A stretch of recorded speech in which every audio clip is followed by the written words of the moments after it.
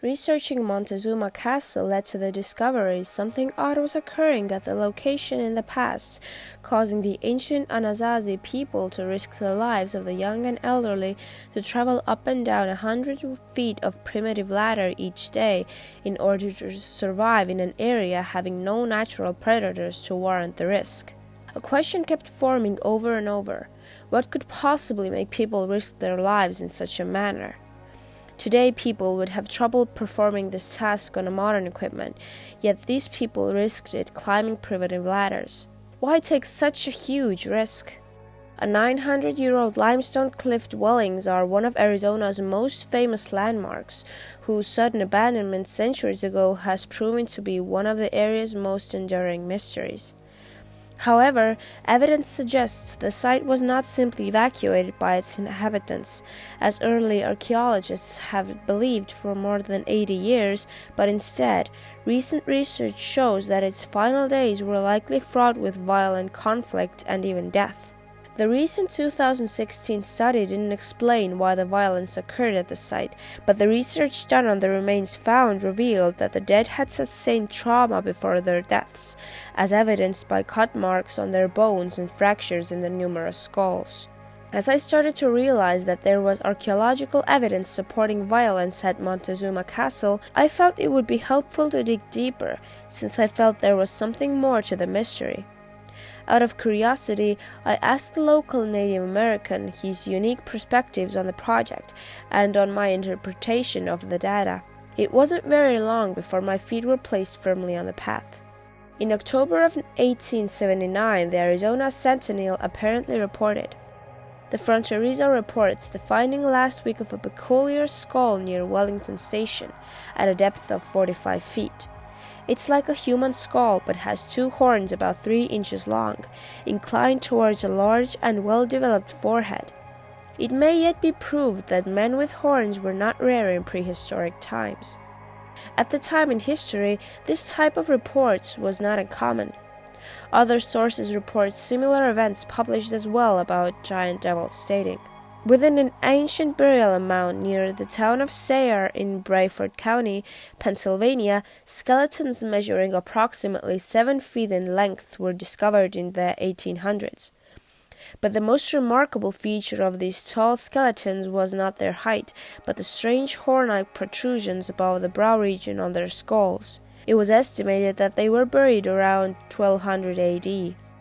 According to some sources, the skeletons were sent to the American Investigation Museum in Philadelphia and they vanished. Giant skeletons have been reportedly unearthed all over the planet, even in Arizona.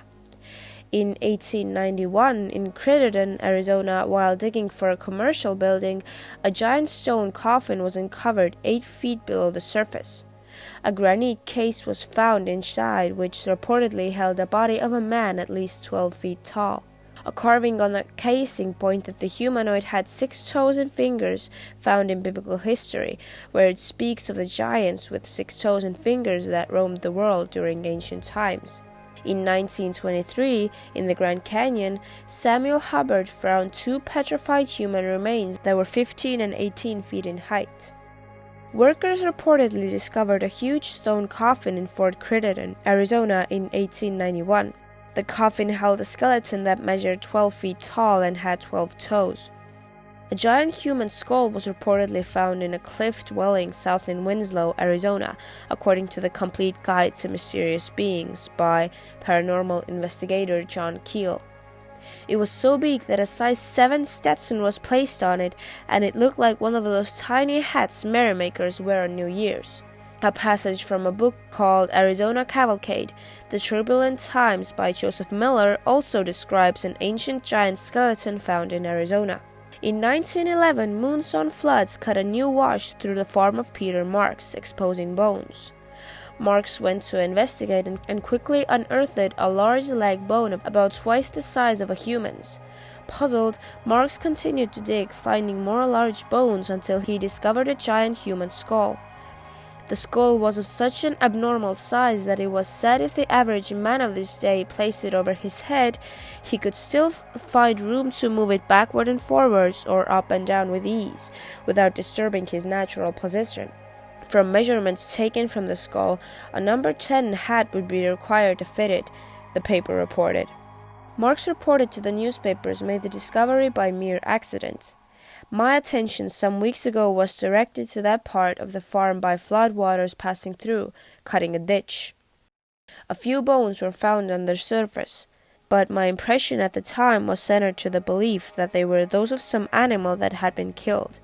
I dug into the bank that was exposed by the rushing waters, and when a distance of about 3 feet in depth had been reached, the skull was found. There were even additional newspaper articles published at the time regarding the rare giant find within the Verde Valley. Marx reportedly refused to sell his unique find to the Smithsonian Institute. For the conclusion, there are very few cultures, ancient or modern, which do not possess a tradition of giants. Even if only one of these strange tales are valid, it would force historians to ask a lot of questions about the currently accepted historical theories about what was occurring in the area to force ancient people to live in extremes like found at Montezuma Castle. During the late 1800s and early 1900s, newspapers were filled with the claims of the exhumation of giant skeletons. To find the original stories in the local newspapers was a very telling sign that there were giants in the area in ancient times, living in the Sedona or Verde Valley region. There are tales where the ancient Indians came into the Phoenix Valley before it was named an American city, who reportedly saw shape-shifting beings prompting them to call the area the Valley of the Sun Devils. To have found newspaper articles recording skulls found with horns adds to the mystery and possibly explains why some places get named what they do. Perhaps the unearthing of giants in the area also gives the best possible explanation of why people would risk their lives and the lives of loved ones, climbing up 100 feet of primitive ladders daily since the giants were reported to be cannibals. Who knows what have lived on Earth for thousands of years ago? The truth is out there. What do you think?